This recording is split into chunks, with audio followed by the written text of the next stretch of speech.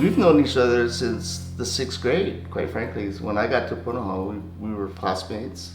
I was at Occidental College, and Pauline's twin sister Sharon was also enrolled there. She was dating my roommate. So at my 10-year college reunion, we walk in the door and they say, "So what's your small world story?" I said, "Well, I married my college roommate's wife's twin sister." And they go, "Well, you win."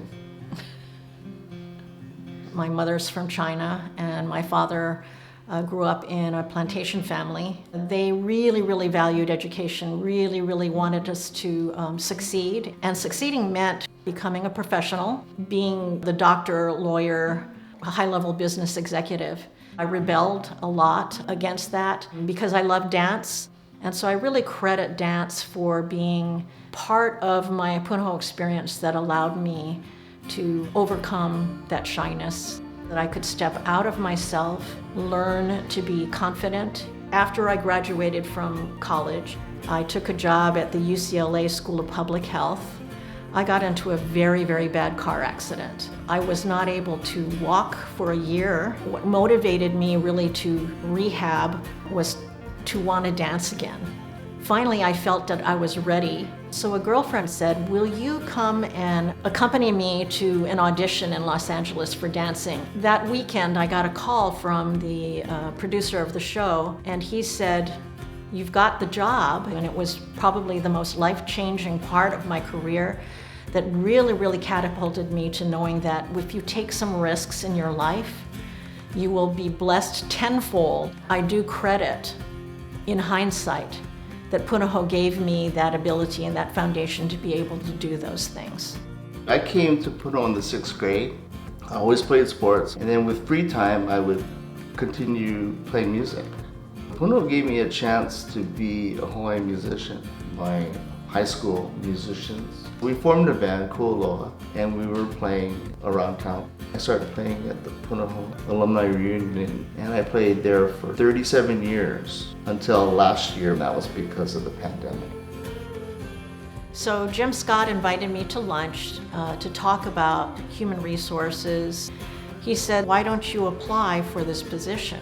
Then I realized that this is where all of the things that I had learned in my career about myself, about taking risks, about doing what's important for me to make an impact that I felt would matter to the world, sort of came together.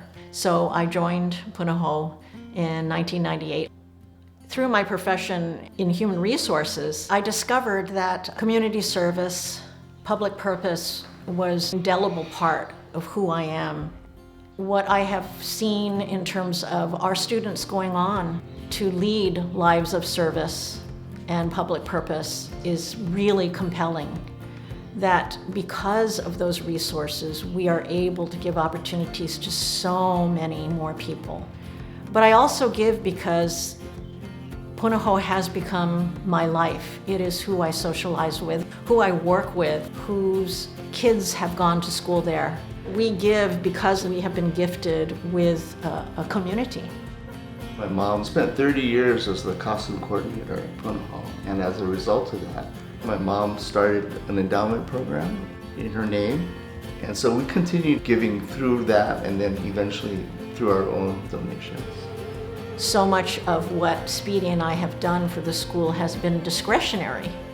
It hasn't been about the paycheck. It's been about what we would do in the Parent-Faculty Association, what we would do to volunteer at the alumni reunions, what we would do in terms of being able to dance at the 175th anniversary with my daughter. Those are the experiences that capture the sum total of Punahou. Punahou is a lifelong connection. It's a community that goes well beyond the school itself. Just because Pauline retires, we're going to be engaged in Punahou in many ways.